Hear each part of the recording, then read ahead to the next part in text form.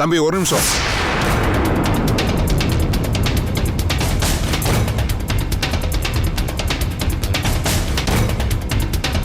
முகத்துல என்ன காயம்? அது சார், அது வந்து மோட்டர் பைக்கில் விழுந்துட்டேன், ஒரு சின்ன ஆக்சிடென்ட். அப்படியா? சரி, நாங்கள் எப்போ கூப்பிட்டாலும் நீ உடனே போலீஸ் ஸ்டேஷனுக்கு வரணும், புரிஞ்சுதா? Okay sir. ஆண்டி, அவனுக்கு ஒன்றும் ஆகாது, வந்துடுவான், நீங்கள் தைரியமாக இருங்க. நான் அப்புறம் வந்து பார்க்குறேன். வரேன் ஆண்டி, வரேன் அங்கிள். சரிப்பா சார், வரேன் சார்.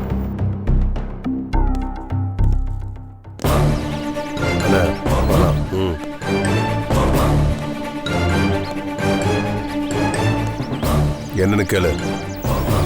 என்னடாச்சு? அவன் உள்ளதா இருக்கானா? கூட கண்மணி இருக்காளா? பாத்தியா?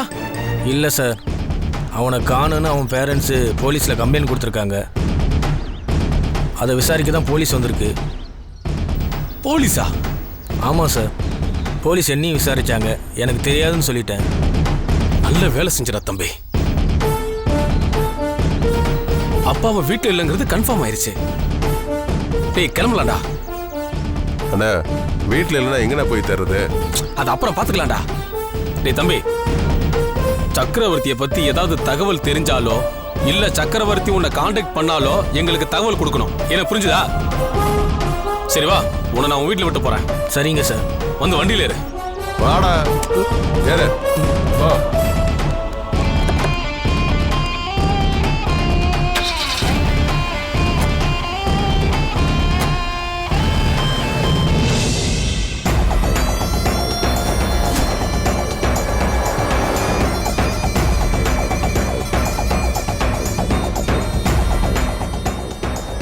வந்துட்டாங்கண்ணா.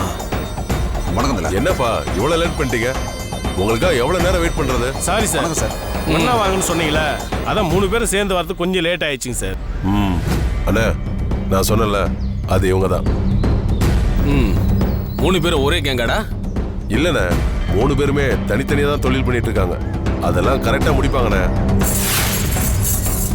ஒரே குரூப்பா இருந்தாங்கன்னா காரியத்தை கச்சிதமா முடிப்பாங்க.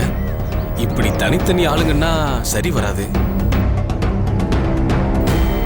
அவங்களுக்குள்ள ஈகோ இல்ல யார் முடிக்கிறதுங்கிறதுல பிரச்சனை வந்துருச்சுன்னா நம்ம வேலை தானே கெடும். அண்ணா, இவங்களுக்குள்ள அப்படிலாம் வர்றதுக்கு சான்ஸே இல்லைண்ணே. இதுக்கு முன்னாடி இவங்களுக்குள்ள அறிமுகமே இல்ல. நமக்காக தான் 3 பேரும் சேர்ந்துருக்காங்க.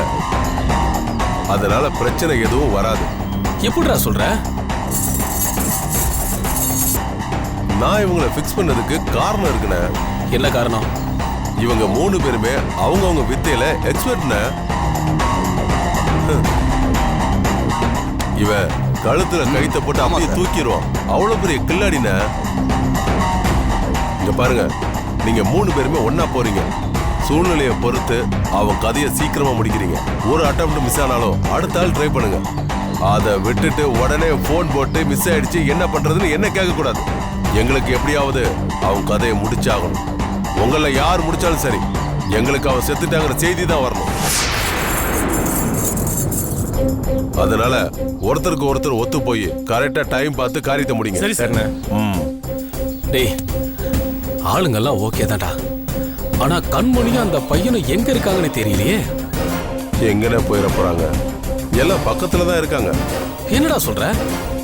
ஆமாண்ணே. எங்க இருக்காங்கன்னு உனக்கு தெரியுமா?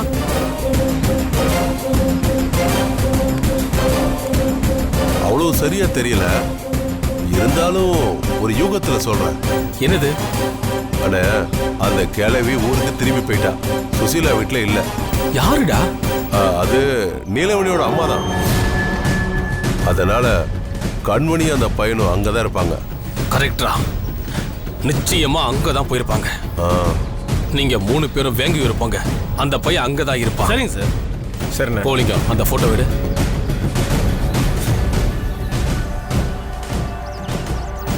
இது என் பொண்ணோட போட்டோ. பேரு கண்மணி. இவளோட தான் அந்த பையன் சுத்திக்கிட்டு இருப்பான். இவளோட லவ்வர். இவங்க கதையை தான் நீங்க முடிக்கணும். சரிங்க சார், நாங்க பார்த்துக்கிறோம். ஆள் தனியா மாட்டும் போது செய்யுங்க. கூட யாரும் இருக்கக்கூடாது, பாத்துக்கங்க. அதெல்லாம் நாங்க பார்த்துக்கிறோம் சார். சரி, நீங்க கிளம்புங்க. முடிச்சிட்டு போன் பண்ணுங்க. சரிங்க சார். கிளம்புங்க. டேய் வாங்க.